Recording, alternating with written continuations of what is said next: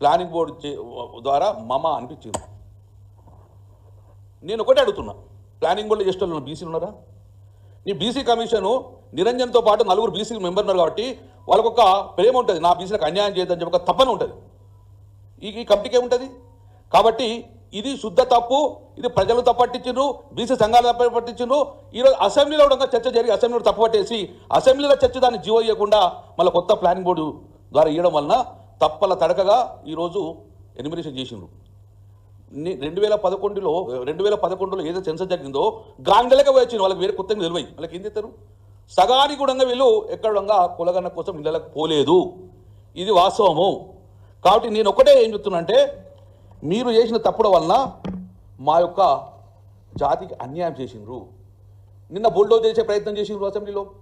ఎక్కడున్నాయి మీకు బీసీ శాతం 52 ఎవరు చెప్పారు? మీకు 51 ఎవరు చెప్పారు అని చెప్పి బుల్డోజ్ చేసే ప్రయత్నం చేసింది ముఖ్యమంత్రి గారిని, ఉత్తమ్ కుమార్ రెడ్డి గారు.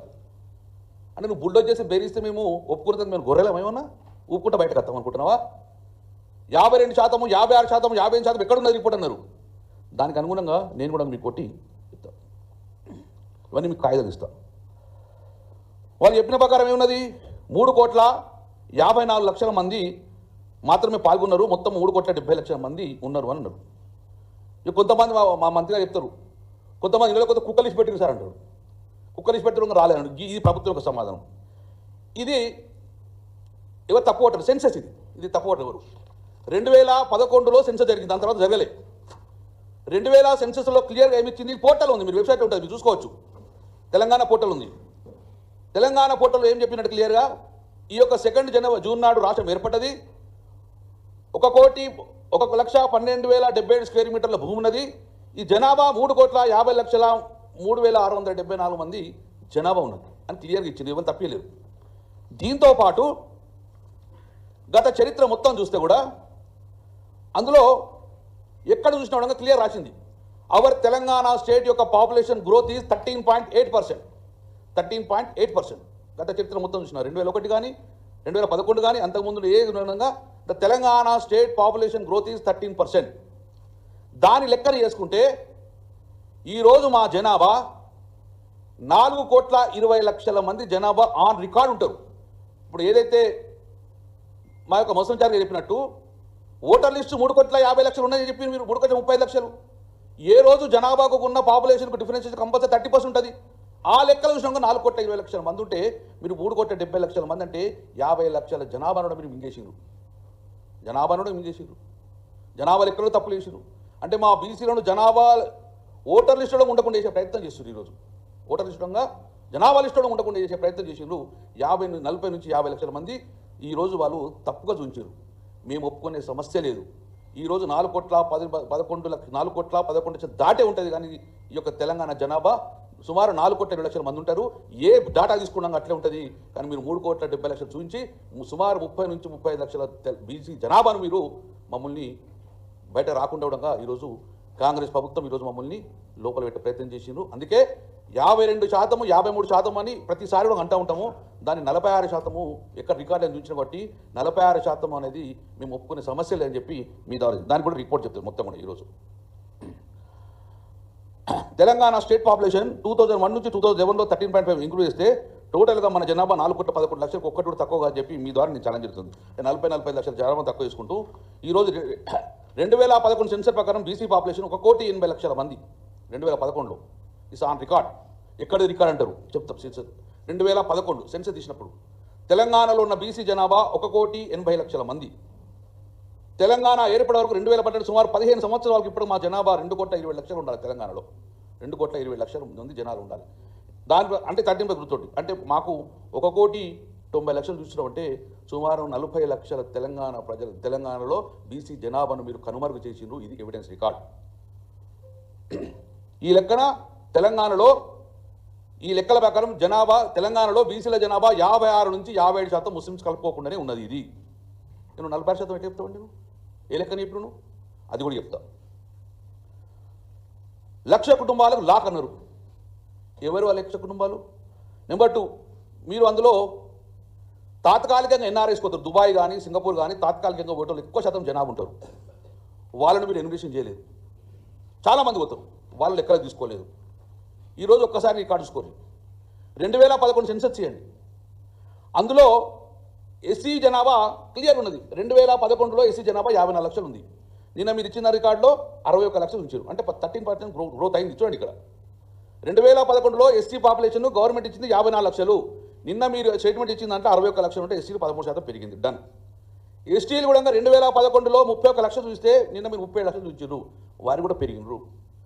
ఓబీసీలు కూడా మీరు 7% పెంచి 10% పెంచినట్టు చూపించారు. OC caste 13% పెరిగినరు. ఎస్సీలు 13% పెరిగినరు. ఎస్సీలు 18% పెరిగినరు. ఓబీసీలు పెంచారు. మీ యొక్క అగ్రవర్ణాలు మీరు క్యాస్ట్ పెంచుకున్నారు. మా బీసీలు మాత్రం 17% తగ్గించారు. మేము ఒక్కరమే తగ్గినావా? బీసీలు తగ్గినావా అంతరిక్షంగా? మమ్మల్ని మీరు తగ్గించిరా చంపే పారేచ్చిన మమ్మల్ని ఓటేషన్ లేకుండా. అన్ని క్యాస్టులు పెరుగుతాయి, దేశ జనాభా పెరుగుతుంది, రాష్ట్ర జనాభా పెరుగుతుంది, కానీ బీసీ జనాభా తగ్గుతుందా? ఎందుకు తగ్గుతుంది?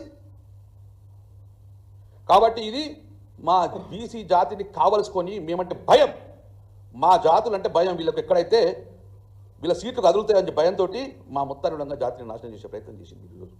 అందుకే కదా 70 సంవత్సరాల బీసీకి ఒక ముఖ్యమంత్రిని అవకాశం ఇచ్చినారే. ఇంత జనాభా ఉన్న మీరేగా వెళ్తున్నారు. గీ తొక్కుడు తొక్కబట్టే గీ చేయబట్టే మా వాళ్ళు ఒక్కడంగా ముఖ్యమంత్రి కానికపోతారు బీసీని. మీరు మా చైతన్యం లేకపోతే వచ్చిపోవడం వల్ల ఈరోజు ఇంత ఘోరంగా అన్ని క్యాస్టులు పెరిగాయి, కానీ మేము 10% తగ్గించారు మమ్మల్ని. ఇది క్లియర్ ఎవిడెన్స్. మేము ఎందుకు భయం మరి మీకు? దీనికి అనుగుణంగా నిన్న మరి ఇట్లా స్టేట్మెంట్ వస్తుంది అని చెప్పి ఎవరినైనా ఒకరిని అడుగుదాం, మరి మీ ఇంటికి వచ్చినా అని చెప్పేసి. ఎవరిని ఎందుకు అడగాలని చెప్పేసి తెలంగాణ ఉద్యమ జర్నలిస్టు వేదిక కన్వీనర్ ఉన్నాడు ఒకరు, భారతి సుదర్శన్ గారు. మీ అంతా తెలుసు అనుకుంటా.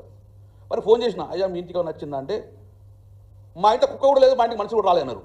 చాలామంది అటువంటి 100 మందిని అడిగిన, 100 మందిని అడిగిన మీ ఇంటికి ఏమైనా ఇన్వెస్ట్ వచ్చిందంటే, సార్ మా ఇంట్లో కుక్క కూడా లేదు, కుక్క మురగలేదు, మా ఇంటికి మనిషి రాలేన్నారు. ఇక మరి కుక్కలు ఎప్పుడు పెట్టినాం మేము? ఎందుకు పోలే మీరు వాళ్ళకి? పోలే. ఇదేమన్నా వేగ మాట్లాడుతున్నారు. సెంట్రల్ గవర్నమెంట్ ఒక స్కీమ్ ఉన్నది, ఒక పథకం NFHS, national family health survey. ఇది గవర్నమెంట్, సెంట్రల్ గవర్నమెంట్ చేస్తుంది. ఇది ఆన్ రికార్డు మీకు వెబ్సైట్ ఉంటుంది. సర్వే 1, సర్వే 2, సర్వే 3 అంటే NFHS 1, NFHS 2, NFHS 5 దాకా కూడా చేశారు వీళ్ళు. NFHS 4 రిపోర్ట్ కూడా మీరు వెబ్సైట్లో ఉంటుంది. మీరు జూన్ 30 నుంచి 14 నవంబర్ వరకు సర్వే చేసిన వాళ్ళు. 2019 జూన్ 30 నుంచి నేను చెప్పినంత రికార్డు 14 నవంబర్ వరకు సర్వే చేసింది తెలంగాణ రాష్ట్రంలో. దాని కూడా డిసెంబర్ 2024లో సబ్మిట్ చేసిన గవర్నమెంట్కు అనౌన్స్ చేసింది. ఏమని చేసిండ్రు? తెలంగాణ పాపులేషన్ అనేది 2024 సంవత్సరం వరకు 3,84,00,000 పైచీలు ఉంటుంది. మా అంచనా ప్రకారం ఇవన్నీ చేసినామని చెప్పి 3,84,00,000 అనేది ఇది సెంట్రల్ గవర్నమెంట్ సర్వే చేసింది. 3,84,00,000. NSSO, national sample survey organisation, వాళ్ళు క్లియర్ ఇచ్చిండు బీసీలు ఇక్కడ 57% ఉన్నారు అని చెప్పి క్లియర్ ఇచ్చింది సెంట్రల్ గవర్నమెంట్. మరి ఇవన్నీ చేసిన తర్వాత మీకు ఏ రిపోర్ట్ ప్రకారం మన 46% వచ్చింది? మేము ఎందుకు 46% మీరు మీ లెక్కల గ్యారెంటీ చేసుకున్నారా? మీరు కొట్టేసిన మొత్తము ఇవన్నీ ఎవిడెన్స్ ఉన్నాయిగా మీకు. ఫస్ట్ మీరు తప్పు చేసిండ్రు, మీరు జీవోనే తప్పు చేసిండ్రు. ఇప్పుడు రేపు పొద్దున ఇవే జీవోలు పెట్టుకొని ఏమైనా కొట్టేస్తారు. నేనేం చేయాలి? కొట్టేసింది అంటారు. నేను ఓలేపిన శాస్త్రీయంగా చేయండి. బీహార్లో కొట్టుడు వేసిండ్రు, ఇప్పటివరకు మీకు కర్ణాటకలో కొట్టుడు ఏంది, ఏపీలో కొట్టుడు ఏంది, వాళ్ళు ఇంప్లిమెంట్ చేసలేరు. మీరు ఆ తప్పు చేయగద్దంటే శాస్త్రీయంగా చేయమని చెప్పినాం. కానీ మీరు అశాస్త్రీయంగా చేయడం వల్ల ఈరోజు రేపు పొద్దున కోర్టుకు పోయి కొట్టేసానికి వీళ్ళే గుచ్చిగొలిపే ప్రయత్నం చేసి మళ్ళీ అదే కోర్టు స్టోలో పెట్టే ప్రయత్నాన్ని చేసేందుకు ఇవన్నీ మనం కుట్ర చేసిండ్రు. ఇది మీకు అవన్నీ ఇప్పుడు చేసినాడు. ఇది బీసీలు ఎస్సీలు అన్ని పెరిగింది క్లియర్గా ఉంటుంది. మేము దగ్గర మీకు ఒక డాటా కూడా చేసినాం. మీకు నెంబర్ 3 ఈరోజు చేసి గర్వంగా చెప్తున్నాం మేము 70 సంవత్సరాలు స్వతంత్ర భారతదేశంలో స్వతంత్రం వచ్చిన తర్వాత తెలంగాణలో కానీ దేశంలో పరిపాలించింది ఎక్కువ శాతం కాంగ్రెస్ పార్టీ. మా జాతులకు వెనుకబాటు కారణం కూడా కాంగ్రెస్ పార్టీ, ఈ కాంగ్రెస్ ప్రభుత్వమే. మమ్మల్ని మొత్తాన్ని కూడా తొక్కిపెట్టింది ఈ కాంగ్రెస్ ప్రభుత్వమే. మళ్ళీ ఈరోజు రేవంత్ రెడ్డి గారు సర్కారులో వచ్చి మమ్మల్ని తొక్కే ప్రయత్నం చేసిన కానీ మేము ఎట్టి పరిస్థితుల్లో ఒప్పుకునేది లేదని చెప్పడానికి కూడా నిలిచినాం. ఈరోజు కేసీఆర్ గారిని గర్వంగా మేము చెప్పుకుంటాం. ఎస్, నిన్న రేవంత్ రెడ్డి గారు మాట్లాడుతుంటే నిజంగానే మా మీద చిత్తశుద్ధిని కాబట్టి, మా ప్రేమ ఉన్నది కాబట్టి, మా మీద చాలా ప్రేమ ఉన్నట్టు మాట్లాడిండ్రు. మా పేరు తీసుకున్నారు కమలాకర్. ఎస్, నిజంగానే మీరు ఒకవేళ గిట్ట శాస్త్రీయంగా చేసి మా సంఖ్యను 46 56% మీరు ఇస్తే డెఫినెట్గా మేము మీకు చాలా గొప్పం. మేము మీకు బీసీ